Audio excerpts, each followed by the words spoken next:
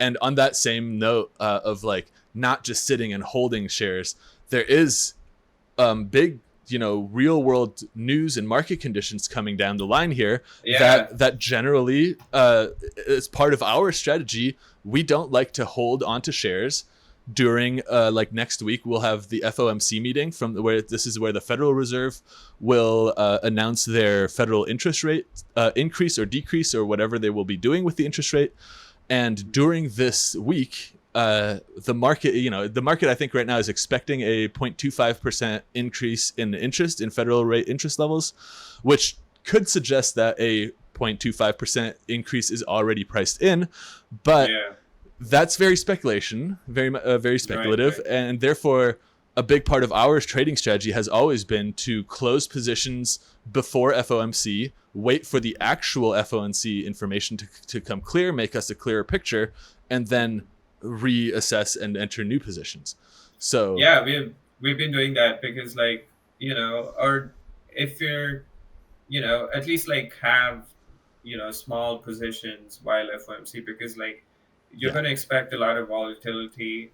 There's going to be scam bumps and dumps. You're not going to get a clear direction until the day off, or even the next day. Sometimes you could get strange moves until the market actually picks a direction, maybe a day later or 2 days later. Yeah, and those volatile market conditions can be very devastating if you're maintaining a margin position, or if you have liquidation levels that generally would work totally fine, but now we get a big spike or a big dip, or that is a short-term thing during this lower market activity week, while the market is kind of waiting to see if what it had priced in was correct or not. So in general, our stance is it's a better idea to not participate with derivatives during an FOMC week, and also to kind of scale out of open positions. Risk off during the week. Manage it. And like you said, it looks like, the market could have priced in the 0.25%, but looking at the chart, I was looking at the DXY, or the dollar, and it seems to be, this is the weekly chart on the DXY, and it seems to be for people unfamiliar with the DXY, this is the chart that tracks basically the strength of the US dollar. And it is a general trend that we've observed that as the US dollar gains strength, equities tend to lose value, because and crypto too. So both. Yeah. Oh yeah. I usually lump crypto into equities. I feel like we'll talk about why at the end of this, actually, because there's some development that kind of affirms my terminology there. Because the markets, it's kind of logical. The markets are basically risk off. Yeah. If there's more value to the dollar, you're just getting more returns for your dollar than anything else. And the majority of the money in these markets isn't retail money, people who are trying to make money with some trades on the side or something. The majority of this money is hedge funds, is major institution money, and the strategy on those positions is wildly different than a retail investor strategy. When somebody is managing billions of dollars, the goal is to maintain wealth, not to exponentially grow the position. And so if it looks like the dollar is a good spot to maintain then they will shift from equity, from stock shares, into these dollars, until it looks like the dollars are going to be a less safe haven for your cash, and then equities start to pump again really nicely. Exactly. And you can see an example, if you see 2021 to 2022, basically last year, we saw the whole stocks and crypto basically be in a bear market, in a downtrend. And you can see actually the DXY had a huge run up. You can see a bull print, we've got the bottom again, and then see it looks like it topped out somewhere this year, and then now it's just been chopping, and now you have a channel drawn there, sort of channel, and this seems to be kind of a tweezer bottom. It went bullish close there on the last week's candle. Because both the wicks are like around the same height, and also like it's the bottom of the channel, and then it looks to be bouncing. So Hmm. so putting a few things together, right? Like the fact that we have FOMC coming up, and then the DXY, the dollar seems to be potentially bottoming out. Yeah. So both those things, um, might, if the dollar basically pumps, then we're most likely going to see like stocks and crypto pull back. And I mean, if we take a look at the S&P 500 chart, or the QQQ, you can see, like, for example, the QQQ, like that's kind of It's a a little bearish bit close, bearish. Yeah. And also it does, right on resistance. yeah, that's going to say right on resistance. And it does look like the RSI there, your metric below the chart, has been Yeah. on the overbought side for quite a while.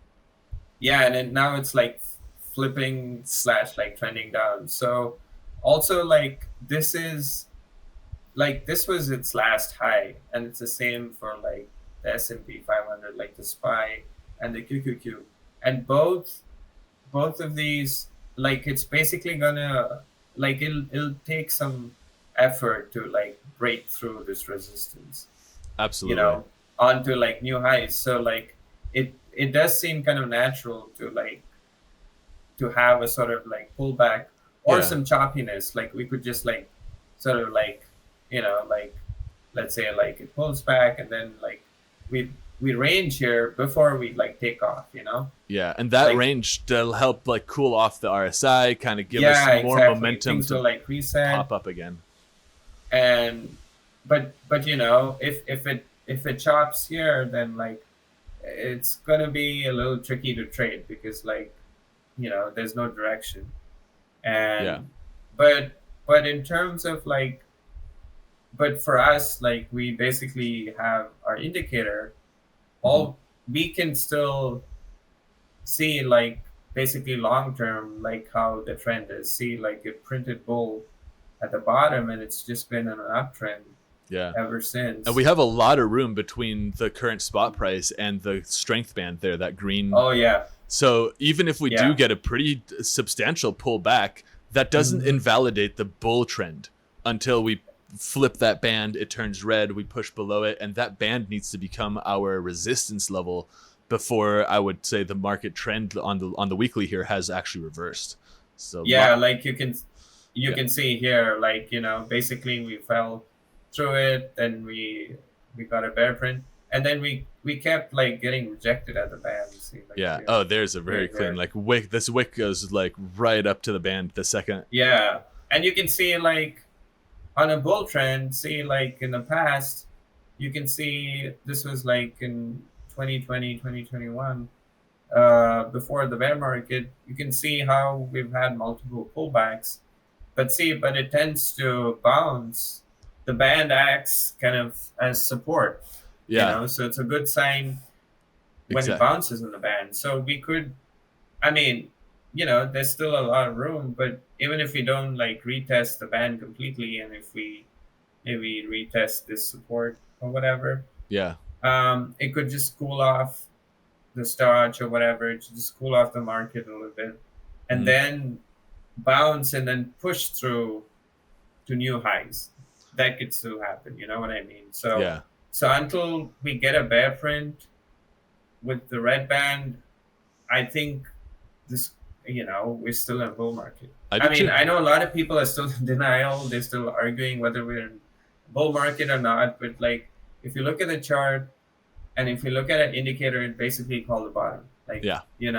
until this flips to bear, I think it's safe to, at least we think it's, we that it's going to be a bull market. Yeah. And So like, we'll trade the indicator because like there's a lot of ways to like read this chart information, and so our goal at Maxi specifically with the trading buddy indicator is to kind of condense all of that into really easy like overview kind of a look, where like looking at this chart right now without knowing anything about TA or yeah, anything about like anything, I can if you I, had nothing, right? Like if yeah. you just had the chart and you had the indicator, like look at this, like, you know, it would be so easy to trade this. Like this was the COVID crash. It just printed bull like exactly the bottom.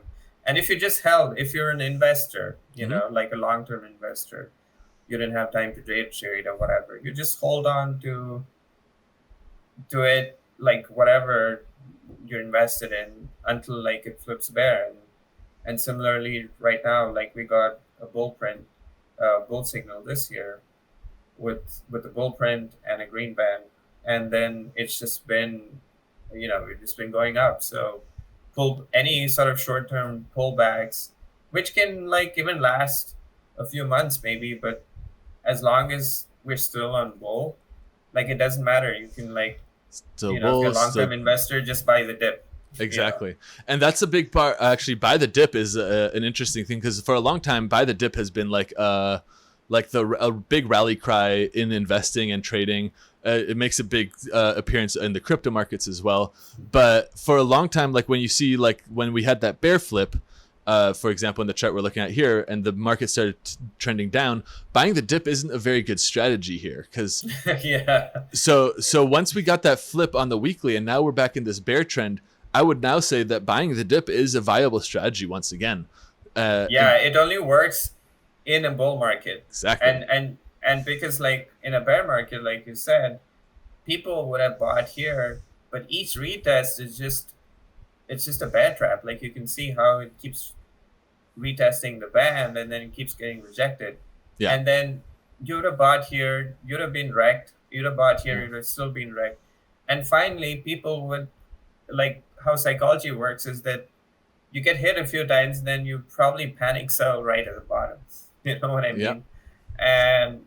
And so like averaging down in a bear market and buying the dip is probably not the best strategy. But in a bull market, of course. Yeah. So like this like helps you see on higher time frames whether we're actually in a bull market or bear market, and then you can play your moves like, you know, Yeah. basically you can be smart with your moves.